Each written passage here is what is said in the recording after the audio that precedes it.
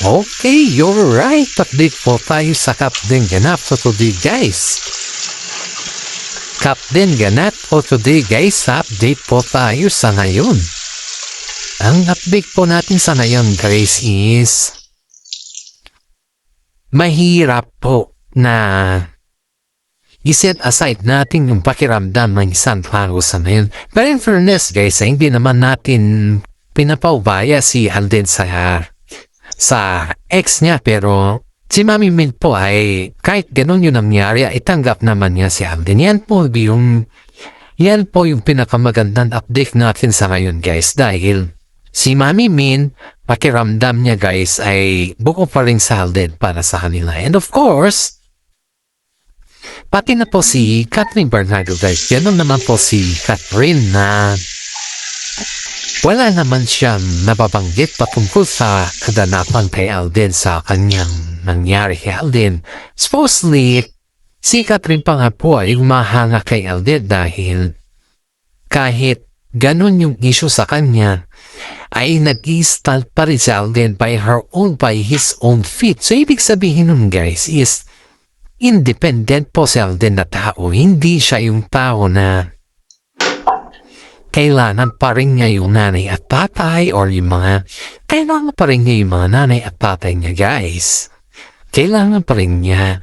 Pero in that fact, guys, sana yung na stage ay si Alden po ay nakitaan naman natin na she can stand by her own feet. Yan po si Alden, guys. Ganyan po si Alden. Ganyan sa katindi. Kaya mga netizen po, guys, ay sinabihan po si Alden Richard na napakaswerte naman ni Catherine sa kanya. Ang dami nagsasabi na napakaswerte ni Catherine Bernardo sa kanya. Dahil si Alden po ay hindi siya yung tao na mama's boy. At the same time, kaya niyong protektahan si Catherine kahit kanina. Kahit mapakailan niya pamilya man or something like that, kaya niya maprotektahan si Catherine. Kaya sabi nga ni Mami Min, nasaan ka ba, Alden, nung nag-umpisa pa lang si Catherine? So, ibig sabihin nun, guys, is napaparamdam si Mami Min na sana ito na lang maging kakabal ni Catherine. Sana ikaw na lang naging partner ni Catherine noon para sa ganun isang gaman kayo kami Catherine. Ganun po yung mensahe ni Mami Min kay Alden Richard Des. Pero, ang mga netizen naman po ay parang nagdududa sa intention ni Alden kay Catherine Bernardo, guys. Malinis naman po yung intention ni Alden Richard kay Catherine Bernardo, guys, dahil alam naman din natin si Alden Richard po ay wala naman masamang tinapay kay Catherine Bernardo. At sinabi na ng mga ibang fans dyan na hindi natin alam, guys, ito yung for the records only kasi mamaya iba-iba na naman yung sasabihin nila sa atin ba. Ito ayon dito sa ating legit na sources ay sinabi ng director or ng director partner ng showbiz na hindi sila aamin sa lahat. Huwag silang aamin. Pagdating sa mga interviews, pagdating sa lahat-lahat, ang inaabangan kasi nila yan pagdating sa love team, guys. Ayon dito sa ating legit na sources, ang pag-amin nila Alden Richard at saka si Catherine Bernardo kung ano na ang status. Kasi nga po, guys, napapakilig sila sa kanilang mga fans. At maraming mga fans po ang nag-aabang. Kaya nga sila inaabangan dahil dun sa mga sweetest moment nila. Yun po yung katotohanan dyan, guys. Kaya ang sabi ng mga netizen ay hindi nila aaminin yan sa publiko dahil nga po may chemistry silang dalawa. Pero yung mga chemistry nila, guys, is just only for the movie. Yan po yung napapansin natin dito, Pero in fairness, may may nakahula sa kanila guys. May nakapansin talaga sa kanila na kaibigan nila na may mga private talks sila, may mga private moments sila. Pero pagdating sa mga interview guys, ang sinasabi nila ay single sila. Yun kasi guys, kaya naman daw nila sinasabi yung ganun na terms sa kanilang dalawa ay dahil sabi ng taga-showbiz sa kanila daw na kapag yan ay inamin ninyo na mayroon na yung kilig factor ninyo mababawasan.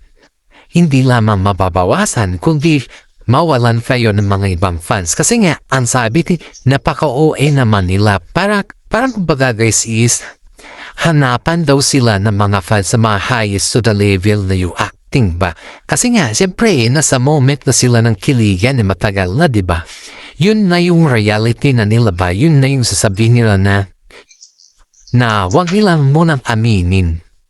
Paalam naman nila sa kanilang sarili na sila na yun yung that's the point guys na hindi muna nila aaminin. Kasi nga, if in case na aaminin nila yan, mawawalan po sila ng mga fans at hindi na po sila aabangan ng mga fans. Kasi alam mo guys, kapag yan po ay inaamin mo sa publiko na kayo na gaya yung ginawa nila Daniel Padilla at si Catherine Bernardo noon ay talagang inabangan sila. Kaso nga lang, they are just waiting for yung bang tinatawag natin na more. You know the point? Alam niyo ba yung ibig sabihin ng more? Kumbaga guys is hinahanap nila yung best nila. Hindi na yung sa terms na yung kilig factor. Wala na yun eh. Hindi na yun yung hinahanap ng mga fans sa kanila. Kundi yung best of them. Yung best na talaga. Yun yung pinakamasaklap dito guys. Kasi syempre pinakita mo, sinabi mo sa mga netizen na kayo na and then they are aftering the best of it. Aba kahit naman po sino guys na sabihin mo na kayo na sa loob ng showbiz, alam mo naman yung mga fans mo, diba? Ayaw naman nila magpatalo yan guys eh. Pag fans kasi pinag-uusapan, ito yung real talk tayo guys. Pag fans kasi pinag-uusapan guys at idolo pa ng lahat ng mga fans, kahit anong gawin mo, sikat na sikat ka, nagwa-viral ka. Ganun lang katindi yun. Ganun lang yung starting the point yun. Pero pag yung bang sabihin natin na nandyan lang tayo, ganun ba yung gumagawa tayo ng mga kondisyon natin para sa ating sarili, parang wala pakialas ka, ganon. In fairness, guys, sobrang bait pa rin. Sobrang bait pa rin na mga fans sakat din kung tutuusin mo. Diba? Kaitong si Alden Richard guys. Kaitong si Alden Richard ay mas minabuti pa niya na manahimik na lang daw. Kaya na po, sabi ng mga netizen dito na okay na yun, yung manahimik na lang muna si Alden Richard. Para sa ganun naman is may enhance naman ni Catherine Bernardo yung tinatawag na respeto. Kasi alam nyo guys, sa dami ng mga naging katamban ni Alden Richard is always kilig-kilig nilang daw or walang sabi-sabi or after na movie, wala na.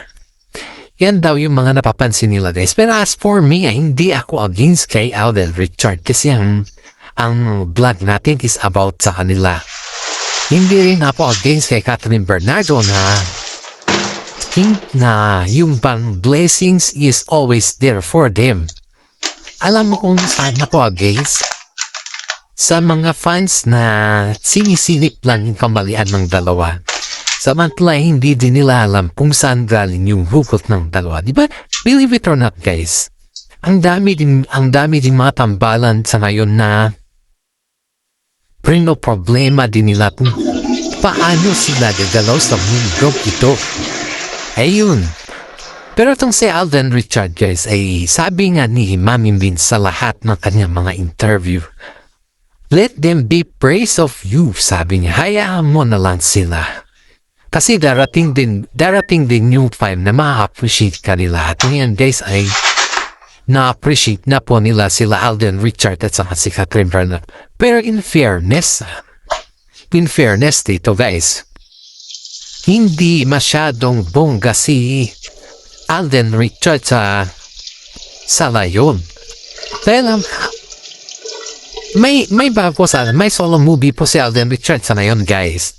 Kaso nga lang, ito yung balita, kinansel nila yung bago niyang movie guys dahil dun nga sa problema ng kanyang ex na hindi pa niya naayos-ayos. Sabi nga ng makaramihan ay dapat kailangan niya din na ayusin na yung problema sa kanyang ex. Para sa ganon, ay mabilis na yung proseso ng kanyang movie.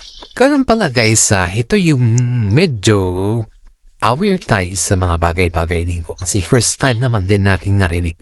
Kapag may mga issue pala sa loob ng showbiz na mismo ikaw yung na-issue, mapa-heavy man yan or something na hindi naman talaga kinai-issue.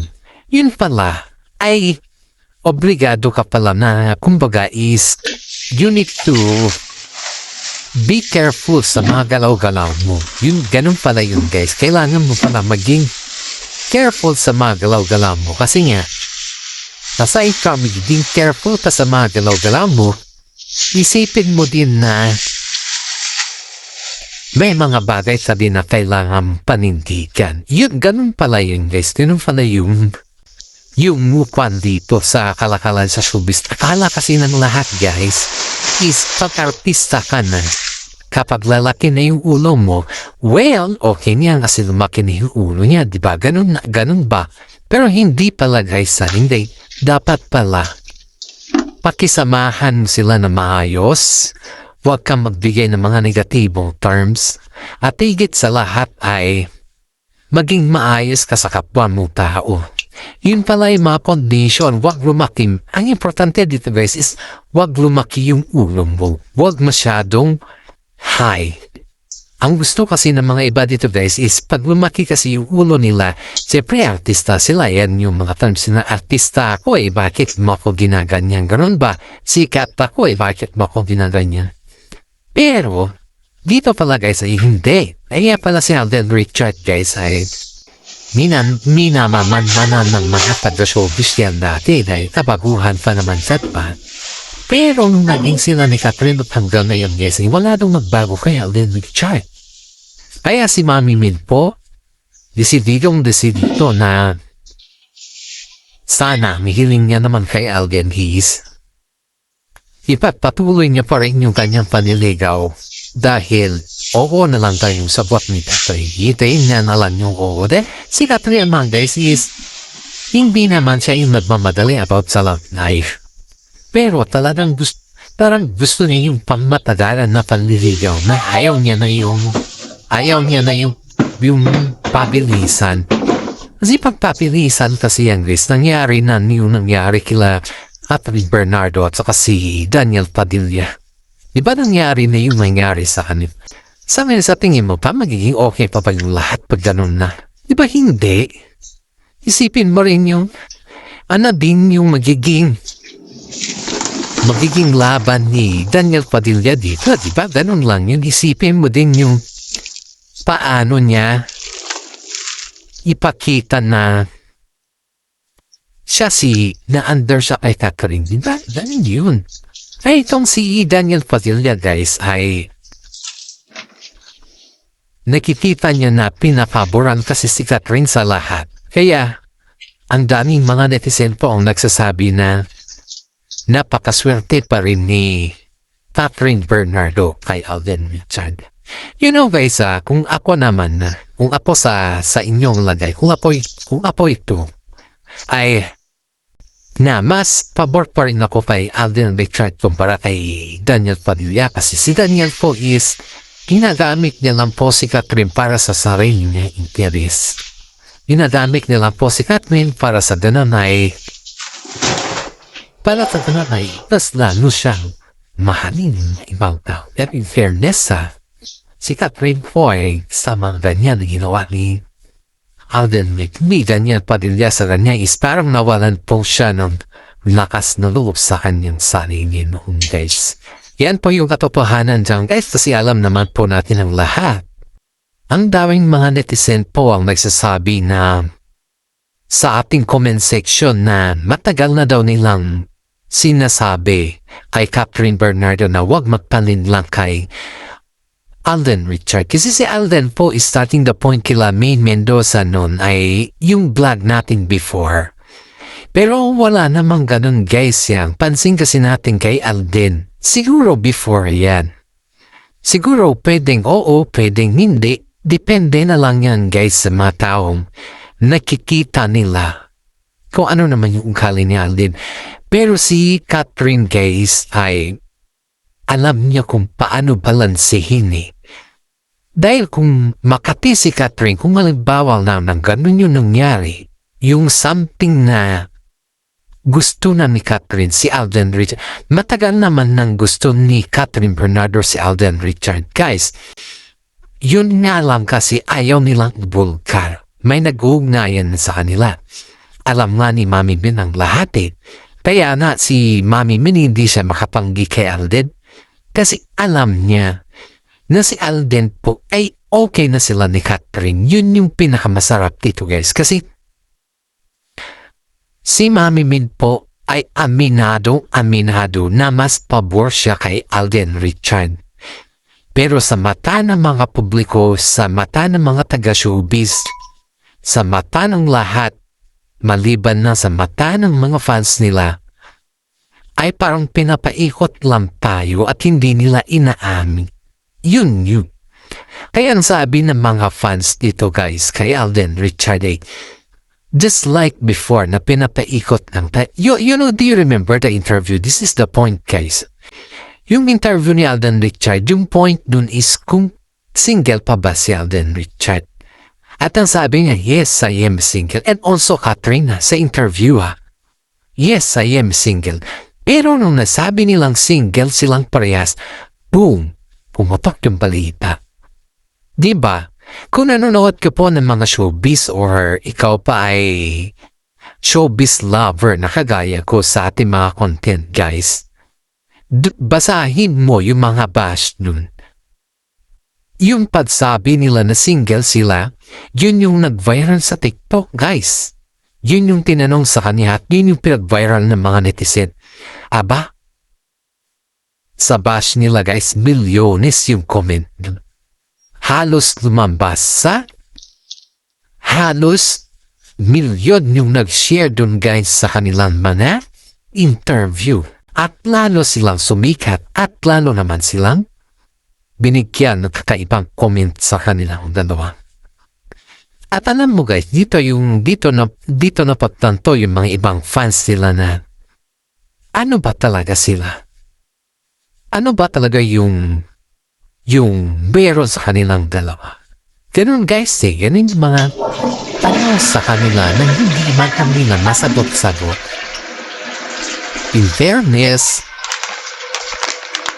may pinagkaiba daw sila Catherine Bernardo at Alden Richard dun sa farm na single daw siya. Kasi di ba si Catherine po ay kinonekta yung kanyang pangalan kay Mayor. Tapos normal si Alden nung kinonekta yung pangalan dun sa Mayor kay Catherine, may isang non-showbiz naman na yakap si Alden sa kanya. Kinonekta rin yung pangalan ni Alden dun. Pero kung baga lang guys. Pero kung baga is just only pretending na mag-ingay. Yun yung pinapakita nila dito, guys eh. Pero in fairness sumabot naman si Mami Min sa mga bali-balita na ano ba yung status nila Alden sa mas okay pa nga po si Mami Min na pamingin, guys eh. Kasi diretsahan naman po yung sagot niya na it's up to them. Sabi mo, it's up to them if what they want. Yun yung sabi ni Mami Min, it's up to them if what they want. Kasi hindi naman natin pwedeng ako yung sasagot sa mga tanong na yan. Hindi naman po. Bago natin tapusin ng ating updates guys, gusto ko lamang po i-shout out yung mga senior citizen dyan na palagi sumusuporta sa atin. Paki-share and like naman po sa mga ibang bansa po dyan na senior citizen. Mahal na mahal ko po kayo kasi kapalagi po kayong sumusuporta sa ating YouTube channel at nararamdaman nyo din po yung ating mga balita. Maraming salamat. Alam kong isang malaking tulong na po yan na binigay niyo sa akin at ibibigay pa lang po sa akin. Dahil yan po hindi po para sa akin kundi para po sa ating lahat. God bless po at ingat po tayo palagi. At maraming salamat again.